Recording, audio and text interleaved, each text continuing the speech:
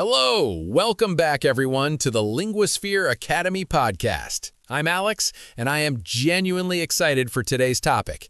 This is one of those things that affects every single part of our lives, whether we realize it or not. Our happiness, our careers, our confidence, our language learning. All of it connects back to this one skill. And I'm Sam, right here with you. And Alex, you're absolutely right. This topic touches everything. Think about it. A new job? You need to meet your colleagues. A new city? You need to build a social circle. Learning English? You need people to practice with. It's foundational. Exactly. And yet, for so many people, this is the scariest thing in the world. Walking into a room full of strangers, starting a conversation with someone you don't know, putting yourself out there. It can feel terrifying.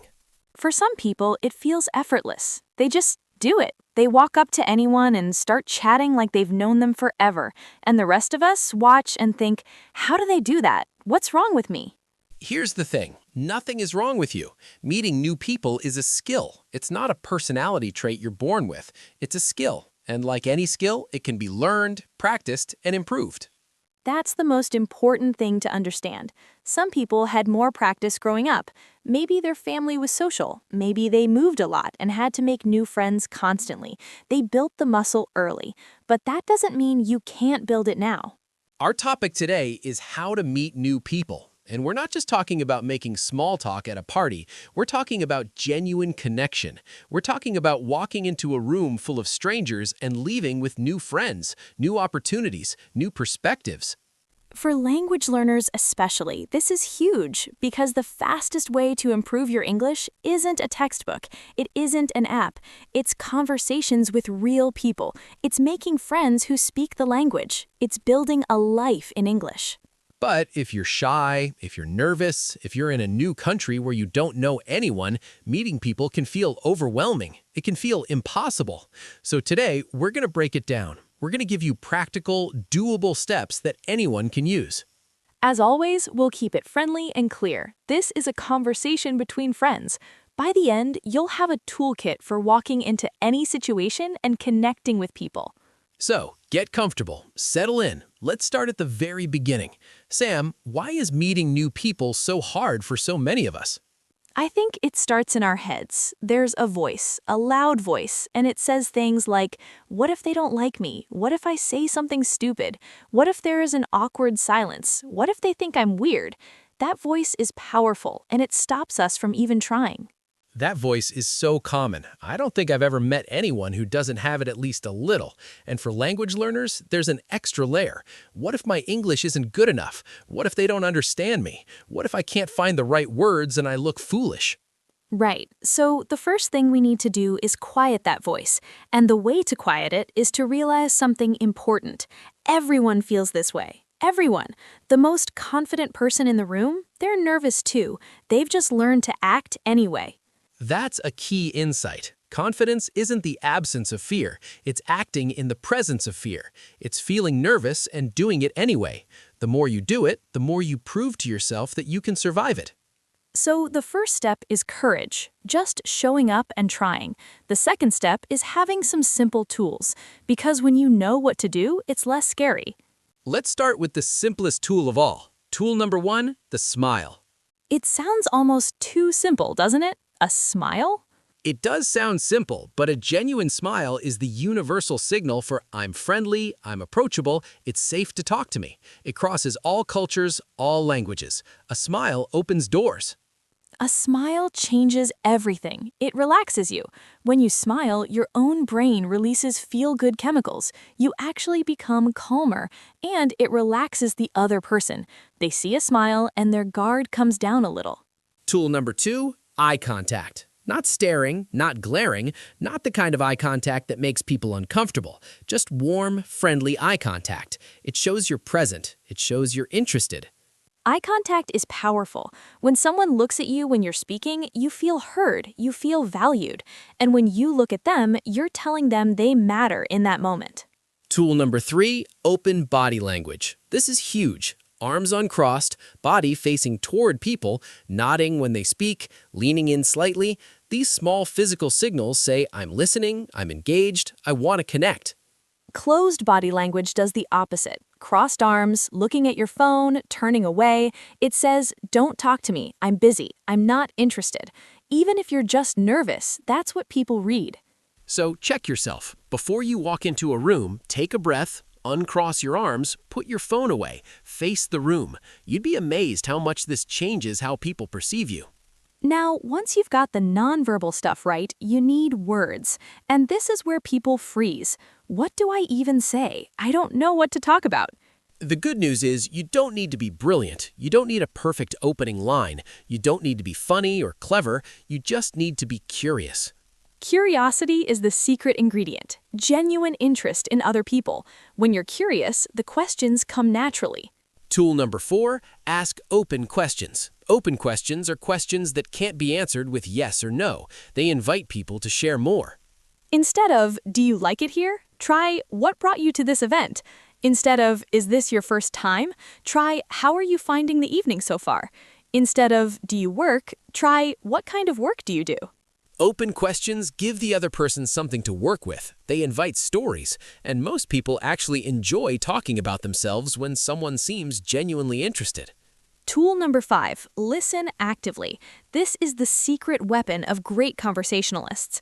When someone answers your question, really listen. Don't just wait for your turn to speak.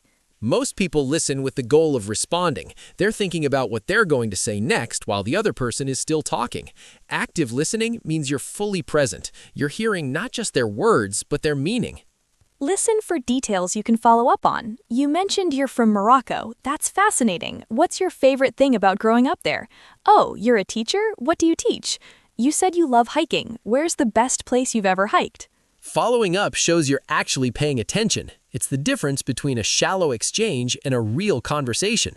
Tool number 7, share something about yourself. It's not an interview, it's a conversation. After they share, offer something relevant. I've always wanted to visit Morocco. What's the best time of year to go? Now you're having a real exchange. You're not just asking questions, you're contributing. You're building something together. Tool number 8, find common ground. This is where connections deepen. This is where a conversation becomes a potential friendship. When you find common ground, point it out. Oh, you're new here too? How are you finding the city? You love hiking? Me too. What's your favorite trail? Suddenly, you're not just two strangers, you're two people who share something.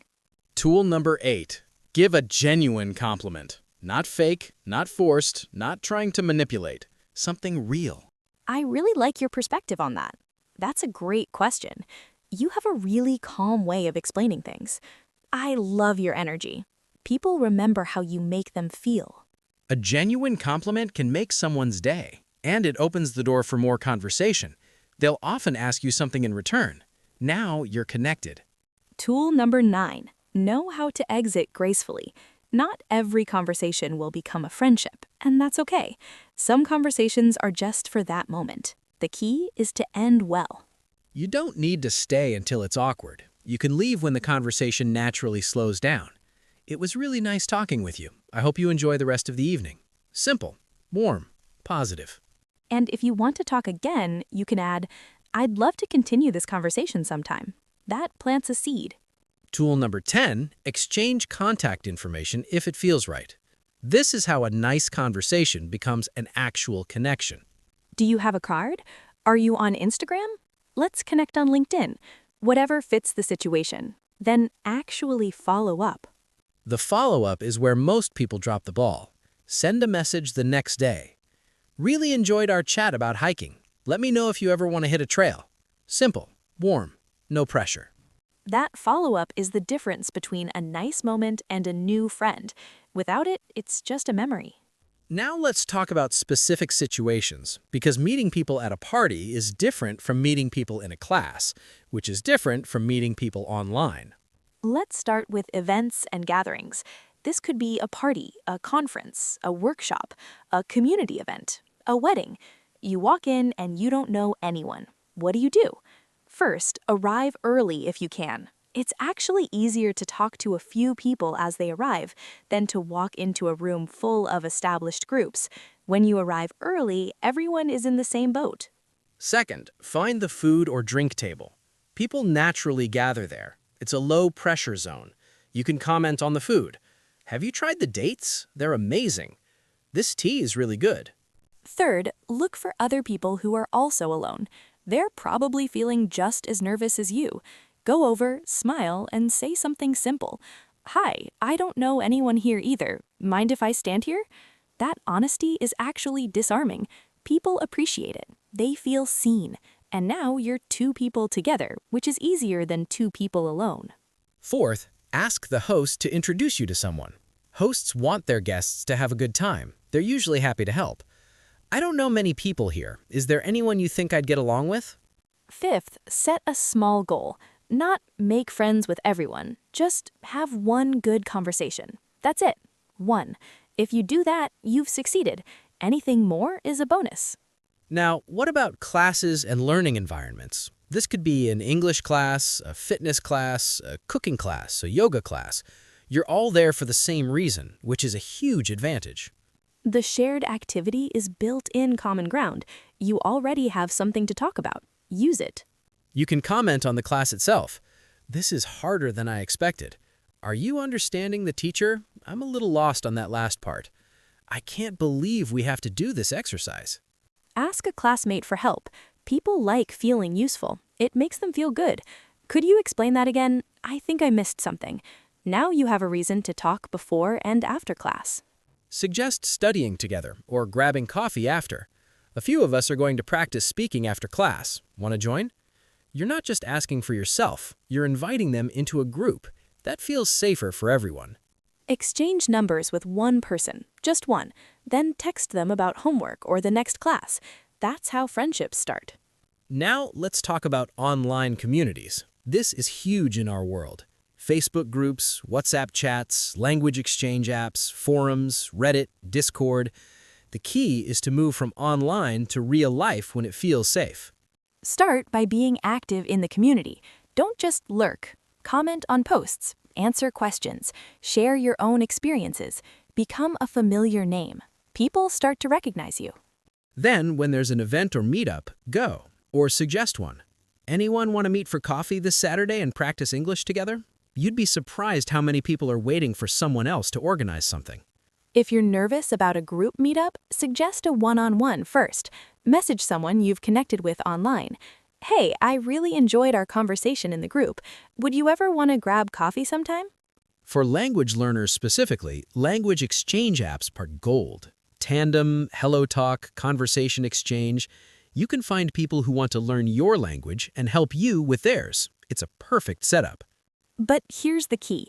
Don't just message once and disappear. Build a connection. Ask about their day. Share photos of your life. Send voice messages. Be a real person, not just a language practice partner. Then suggest a video call. It's less scary than meeting in person, but more personal than texting. See each other's faces, hear each other's voices, build trust. Then, if it feels right, meet in person in a public place. A cafe, a park, a library. Somewhere busy, somewhere safe. Tell someone where you're going. But the potential reward is a real friendship and massive language improvement. Now, let's talk about the mindset for all of this, because tools are useless if your head isn't in the right place.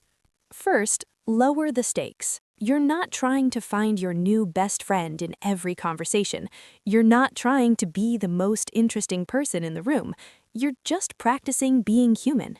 Some conversations will be awkward. That's okay. Some will be boring. That's okay too. Some will be wonderful. You can't control the outcome. You can only control showing up and trying. Second, rejection is not personal. If someone doesn't want to talk, if they're short with you, if they walk away, it could be 1,000 things. They're tired, they're shy, they're having a bad day, they're focused on something else. It's not about you. Let it go. Don't carry it with you. Move to the next person. There are plenty of people in the world. You only need a few good connections. Third, be the one who starts. So many people are waiting for someone else to make the first move. They're standing there hoping someone will come talk to them. Be that someone. Walk over, smile, say hello. You'll be amazed how relieved people are that you approached them. They were probably nervous too. You just made it easier for both of you. Fourth, focus on them, not yourself. When you're nervous, you're focused inward. How do I sound? Do they like me? Am I being awkward? That focus makes you more nervous. Shift your focus outward. What can I learn about this person? What's interesting about them? What might they be feeling? Suddenly, the pressure is off. You're not performing, you're exploring. Fifth, practice everywhere.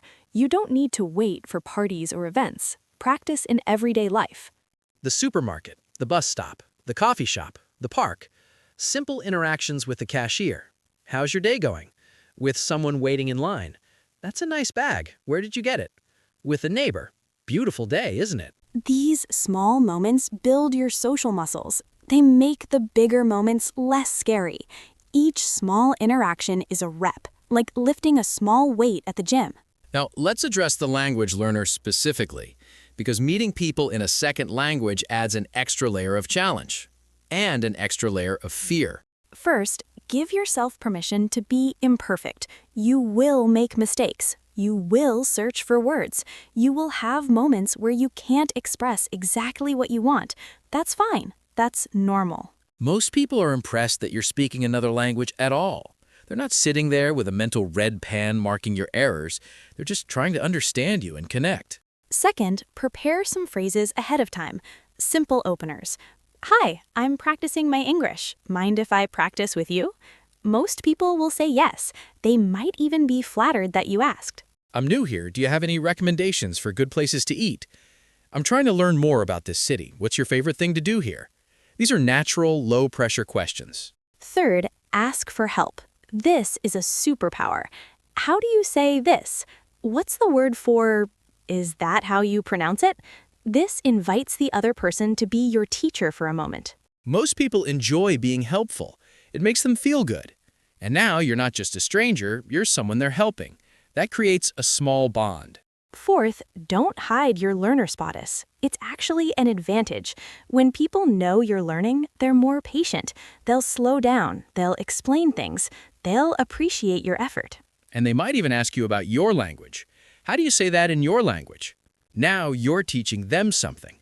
Now it's a real exchange. Fifth, find language cafes or conversation groups. These exist in many cities, often for free. People gather specifically to talk with learners. It's the safest possible practice space. Everyone there is either learning or there to help learners. No judgment, no pressure, just conversation.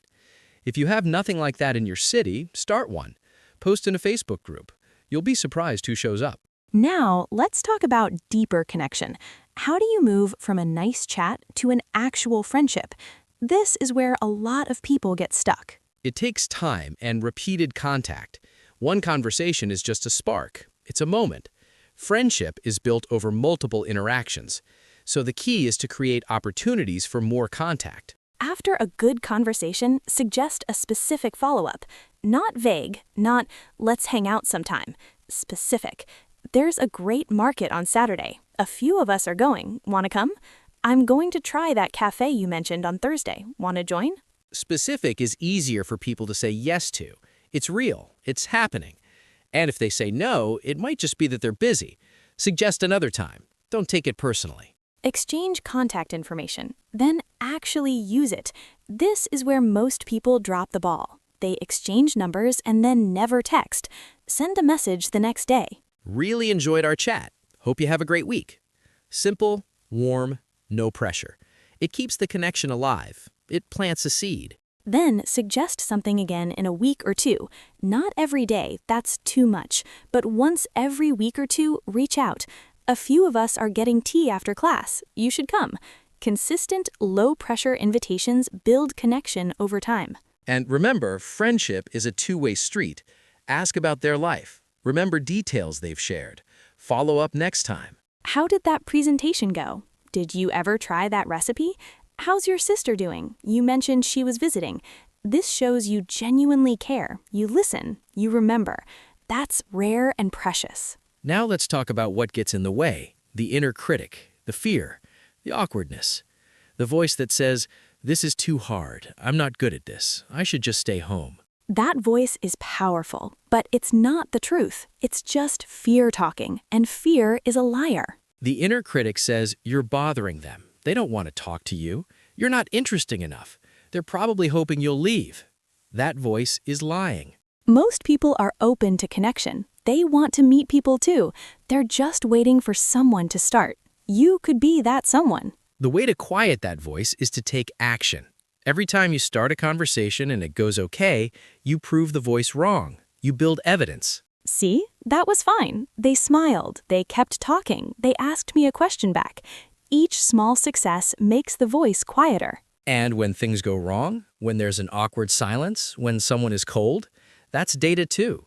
That's not a reflection of your worth. That's just how people are sometimes. Awkwardness is not the end of the world. Every human has awkward moments. The most confident people you know have had thousands of awkward moments. They just kept going. Laugh at yourself. Well, that came out wrong. People relate to that. It makes you human. It makes you approachable. Now, let's pull all of this together with a story. Let's follow a learner through their journey of meeting new people. Imagine a learner named Hassan. He's new to an English-speaking country. He doesn't know anyone. He feels lonely and stuck. His English is okay, but he's nervous to use it with real people. Hassan decides to try. He finds a local conversation group at the library. It's free. It's for learners. He's still nervous, but he goes. The first time, he just sits and listens. He doesn't say much. That's okay. That's a win. He showed up. He proved to himself he could do it. The second time, he smiles at someone. The person smiles back. Small win. The third time, he asks a simple question. How long have you been coming here? The person answers. They talk for 5 minutes. Hassan keeps going, week after week. He learns people's names. He remembers details about them. He shares a little about himself. After a few weeks, he's not just attending, he's part of the group. Someone invites him to get coffee after. He's nervous, but he goes. They talk for an hour. He makes mistakes, he searches for words, but no one cares. They're just having a conversation. Hassan exchanges numbers with one person, just one. He texts them the next day. Really enjoyed talking. Hope you have a great week. Simple, warm, no pressure. It keeps the connection alive. It plants a seed. A few weeks later, that person invites him to dinner with some friends. Hassan goes. He's nervous, but he goes. He meets more people. He practices more English. He starts to feel like he belongs.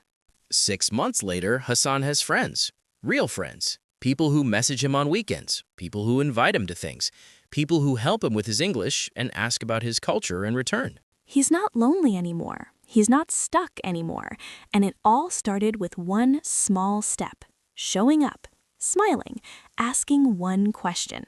That's the power of consistently showing up and trying. Not dramatic, not perfect, just steady.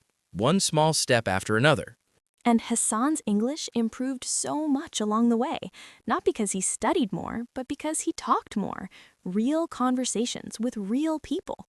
So here's your challenge for this week. Pick one small thing. Maybe it's smiling at one stranger. Just one. On the bus, in the shop, at the gym. Maybe it's asking a cashier how their day is going. A genuine question, not just automatic words. Maybe it's attending a conversation group and just listening. No pressure to talk, just being there. Maybe it's commenting on a post in an online community. Just one comment. One small thing. That's all. Then next week, add another small thing. Build the muscle slowly. And for our language learners specifically, find one opportunity to practice with a real person this week. A language exchange app, a conversation group, a friendly neighbor. Just one interaction. It doesn't have to be perfect. It just has to happen. Remember, every fluent speaker started exactly where you are.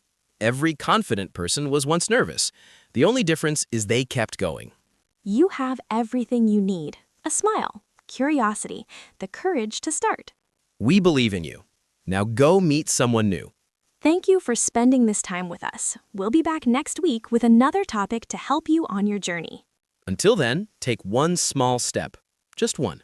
And hey, before you disappear, if you found this episode helpful, please take a moment to hit that subscribe button. It's free, it takes 2 seconds, and it means you'll never miss an episode. Yes, please. And if you're watching on YouTube, click that red button below and ring the bell so you get notified when we post new content. We have so many great episodes coming up and we don't want you to miss them. Also, leave us a comment. Tell us, what's your biggest challenge when it comes to meeting new people? Is it the first words? Is it the fear? Is it knowing what to say next? We read every comment, and your questions often become our next episodes. And if you found this valuable, share it with one friend. Just one. Someone who's also learning English or someone who's shy about meeting people. You could change their whole approach. Subscribe, comment, share. It helps more people find the podcast, and it lets us know we're on the right track. Thanks again, everyone. Now go have a conversation with someone new. We'll see you in the next one. Bye.